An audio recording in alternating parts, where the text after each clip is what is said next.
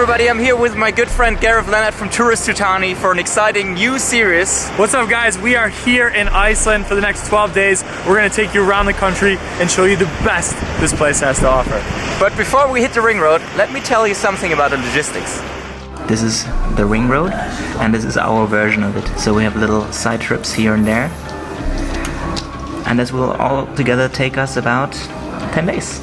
To get around in Iceland, we teamed up with SADCars, who provided us with a 4x4 for 12 days. This way, we could easily drive the gravel roads in the east, and we were allowed to use the so-called F-roads to get to spots which are more off the beaten path. In matters of accommodation, we partnered up with HomeAway, who offer apartment and hotel rentals all over the island. This way we can show you a great variety of local places to stay, especially when traveling with friends, a great alternative to campervan travel. After buying all supplies needed for this road trip and fueling up our mighty duster in Reykjavik, we hit the road. Welcome to Circling Iceland.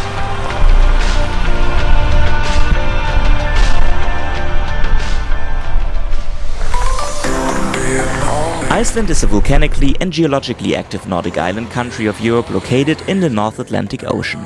It sits spanning the mid-Atlantic ridge tectonic plate boundary, which separates the Eurasian and the North American plates. Geologically speaking, Iceland is the youngest country in the world, since it only began to rise from the North Atlantic seabed about 25 million years ago, the product of volcanic eruptions that are still going on today. The center of the country consists of a plateau, characterized by sand and lava fields, mountains and glaciers, while many glacial rivers flow to the sea, creating numerous waterfalls. We finally made it to our first stop, the Hraunfossar. It only took us 3 hours because we stopped everywhere. I guess that's the problem everyone has coming to Iceland. It's just so beautiful and overwhelming that you think you need to stop everywhere. Comes right out of the land.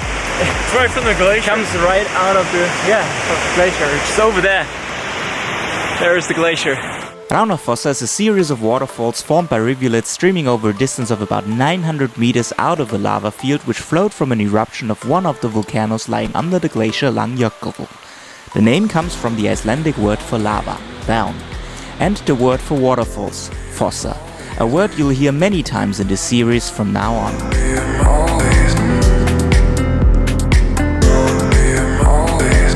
Day has been much longer than we thought it would be, but Iceland is just too stunning.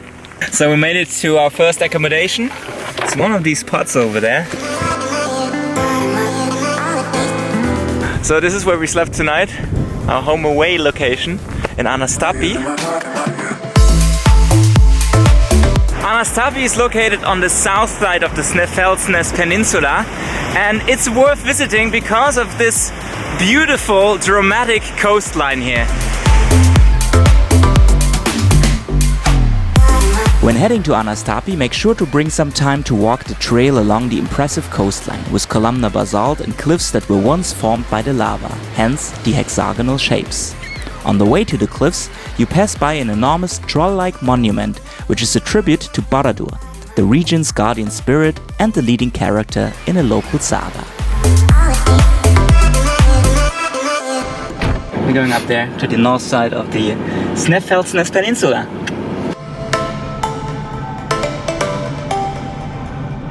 We made it to Kirkjufellsfoss, a waterfall which is famous for this mountain here.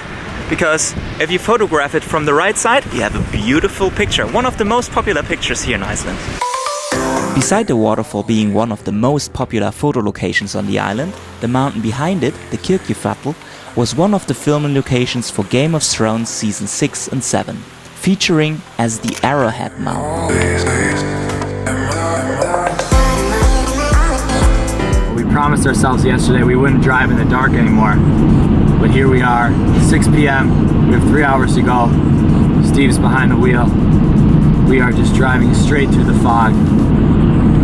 He says the White Walkers are waiting for us. I hope that's not the case. And there's a second one in. There's 2 wind annexes. Oh, this first try? We might have some. Oh, and there's our house. To explore the north of Iceland, we decided to base ourselves a little bit north of Akureyri in a house by the fjord in Nollur. Located at the Eyjafjörður, this beautifully designed house was the perfect fit for us to explore this area of the country, and even more important for us due to its incredible location with a good chance to see the northern lights. But you know, the best part about this house is having a hot tub. It's really so nice, and the fjord is right behind us. It's incredible. I'll drink to that.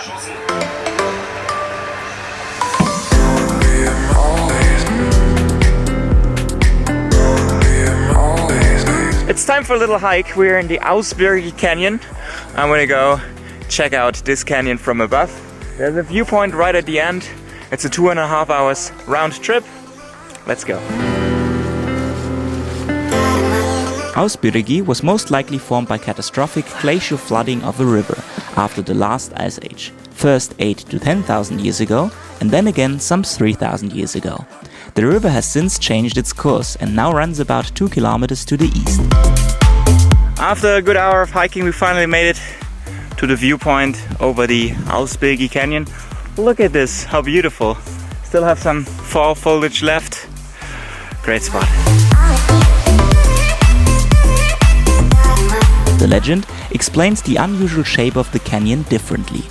Nicknamed Sleipnir's footprint, it is said that the canyon was formed when Odin's 8-legged horse touched one of its feet to the ground here.